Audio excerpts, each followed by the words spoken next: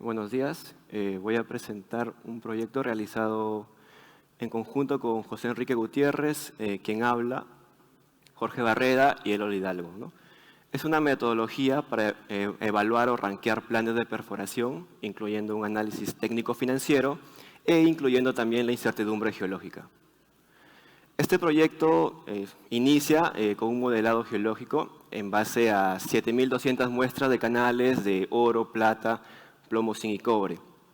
En base a estas muestras se realizó un modelo geológico económico teniendo en cuenta un cutoff. Este cutoff va a ser un NSR mayor a $65 por tonelada y acá abajo podemos ver la fórmula, ¿no? Con la cual se ha calculado este valor de NSR. Y en el cuadrito de la derecha podemos ver el precio de los metales que han sido incluidos en esta fórmula. Luego de realizar el modelamiento, se lleva a cabo una etapa de análisis exploratorio de datos, con el fin de determinar el mejor tamaño de compósito y el mejor punto de capping. El análisis de compositación se tomaron en cuenta los valores de la media y del coeficiente de variación.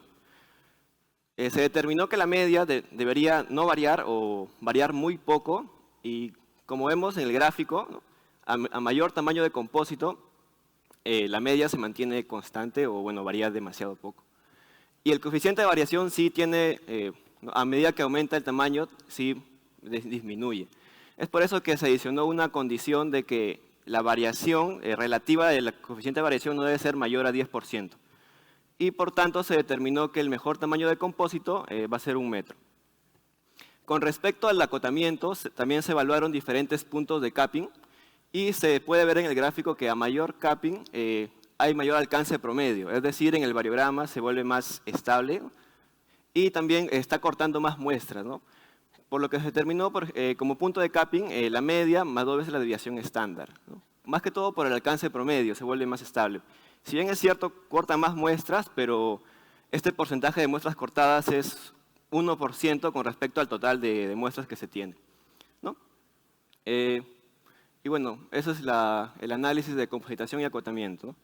Luego se pasó a una etapa de estimación mediante Kriging ordinario, inverso al cubo, vecino cercano, para todos los elementos, ¿no? Plata, plomo, zinc, oro, y teniendo en cuenta bloques parentales de 4x4x4 y su soldado mínimo de 1x1x1. En la imagen podemos ver el cálculo de NSR en función del Kriging ordinario, ¿no? Podemos ver zonas de alta ley, de media y de baja ley. Luego de estimar, se categorizó con los siguientes criterios. Para medidos, un número de muestras mayor a 3, una distancia promedio del bloque a la muestra menor a 10. Para indicados, el número de muestras mayor a 2 y una distancia entre 10 y 15. Y para inferidos, el número de muestras mínimo 1 y una distancia entre 10 y 45.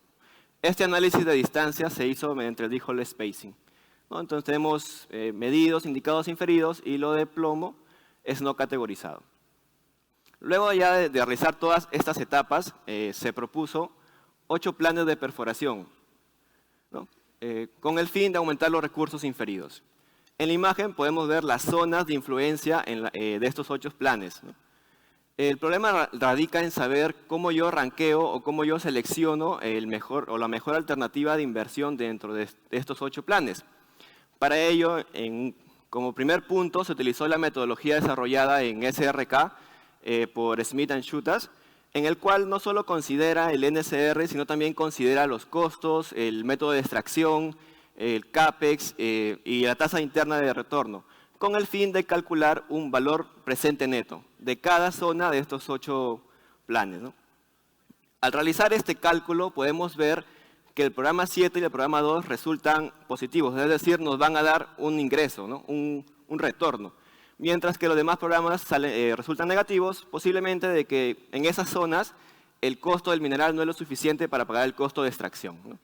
Entonces, yo podría decir como primera alternativa de inversión, el mejor plan sería el 7, ¿no? Es evidente porque me da mayor BPN. Pero ¿qué pasa si yo aplico un análisis de sensibilidad que se relaciona con la geometría de la beta? Para entender esto, primero vamos por partes. Podemos ver en la imagen del lado izquierdo, de manera de gráfico muy sencilla, un modelo de bloques y unos límites en línea continua. El límite de la beta original es la línea continua de rojo. Ahora, es importante saber que cada bloque toma un valor entre 0 y 1 dependiendo de la proporción del bloque dentro de la beta. Si está completamente dentro, toma el valor de 1. Y si está completamente fuera, toma el valor de 0. ¿No? Es así, lo que se ha hecho en este trabajo es variar esta proporción con una fórmula matemática a la que hemos llamado función aleatoria truncada. Esta fórmula matemática me va a variar en cierto porcentaje este valor de proporción. Y por lo tanto estaremos simulando, como podemos ver en la imagen de manera un poco exagerada, los límites de la beta para diferentes escenarios, ¿no? Esta función está determinada por ore es igual a bore menos 0.25 más 0.5 bore 1. Vamos a ver por partes esta función. Bore, como ya vimos, es el valor inicial de la proporción del bloque dentro de la beta, ¿no? Si está afuera, por ejemplo, podría ser 0, ¿no? Bore 1 es un número aleatorio entre 0 y 1. Y el ore es el nuevo valor que voy a tener de la proporción del bloque luego de aplicar esta fórmula. ¿Por qué decimos que esta fórmula me asegura una variación del más o menos 25%? Porque supongamos que si mi número aleatorio es como máximo 1, si al multiplicarse por 0.5 y restarle menos 0.25, al final voy a estar sumándole más 25 a mi valor inicial.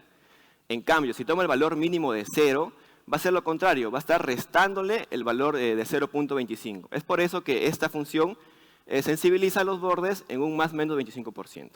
¿Y por qué se llama truncada? Porque hay la posibilidad de que el ore salga mayor a 1. Por eso que se trunca en 1 y también hay la posibilidad de que salga menor a 0 y por eso que se trunca en 0. Ahora, vemos en el gráfico ya de manera aplicada en el proyecto que inicialmente tenemos una proporción del bloque, en el caso base, entre 0 y 0.2, ¿no? Luego de aplicar esta fórmula que hace variar la proporción, podemos ver para diferentes escenarios que ha variado, ¿no? Efectivamente. Por ejemplo, en el escenario 6 toma un valor entre 0.3 y 0.5. En el escenario 15 toma un valor entre 0.5 y 0.65. Y así se han generado 30 escenarios para las dos zonas de los planes de perforación 7 y 2. ¿No? Entonces, ¿con qué finalidad se hace esto? Con la finalidad de poder calcular otra herramienta financiera que se llama VAR, valor en riesgo. ¿Qué es el valor en riesgo? Es la máxima pérdida de valor con respecto a un BPN esperado que ocurre con cierto nivel de confianza. En este proyecto se utilizó el nivel de confianza 5%. ¿No? Con los 30 escenarios se puede construir una distribución de valores al cual se le puede calcular la media, ¿no? Y la media va a ser nuestro nuevo valor de BPN esperado. Como podemos ver en el gráfico, nuestro programa 7 nos da una media de BPN esperado de 419.000, con respecto al programa 2 de 165. Calculamos el percentil 5%, que es mi safe value, y al restarle al BPN esperado ya tenemos calculado nuestro valor en riesgo, ¿no? Como podemos ver en el programa 7, si bien yo podría ganar más, pero también estoy arriesgando más con respecto al programa 2, que la variación se mantiene casi constante. Ahora, podemos también calcular cuánto representa esta proporción del valor 5% con respecto a mi BPN esperado, para ver de manera más sencilla, en porcentaje, a cuánto asciende el riesgo.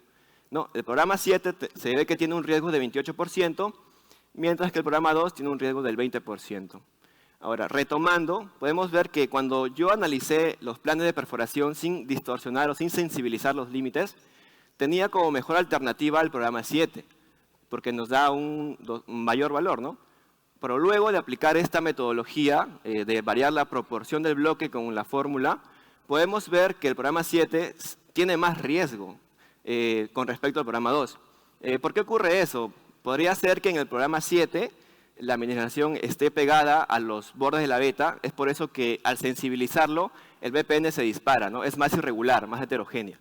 Mientras que en el programa 2 la mineralización podría estar más centrada, más al centro, por eso que una distorsión de la proporción de los límites de la beta no lo afecta tanto, ¿no? Entonces por eso se recomienda en base al análisis ejecutar el programa de perforación 2, ya que tiene menor riesgo. Algunas conclusiones de este proyecto realizado es que el método de elección de tamaño de compósito permite obtener la mejor longitud teniendo en cuenta ¿no? el coeficiente de variación, la media, el número de muestras. Asimismo, también el VAR y el P-VAR son herramientas muy sencillas que nos permitan calcular el riesgo cuando hay planes de perforación, ¿no? En este caso, en plan de perforación infill. Y finalmente, nosotros los autores recomendamos utilizar esta metodología propuesta para ganar recursos inferidos, pero en estructuras mineralizadas con alta variabilidad espacial de ley, porque es en estas estructuras en donde se puede ver en mayor medida el riesgo, ¿no? Cuánto varía cada uno dependiendo del riesgo. Finalmente, quiero mencionar que este proyecto se ha realizado en colaboración de la Universidad Católica, en conjunto también con una compañía minera. Y quiero mencionar también que la universidad está abierta a recibir nuevas colaboraciones al fin de desarrollar más proyectos en esta línea, ¿no? Muchas gracias.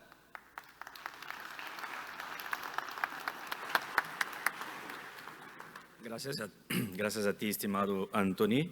No tenemos tiempo para la pregunta, pero súper interesante dar algo de matemática y ciencias exactas para esas cosas que los geólogos generalmente hacen de una manera muy intuitiva, ¿no? Entonces, sí. Está excelente. Muchas gracias.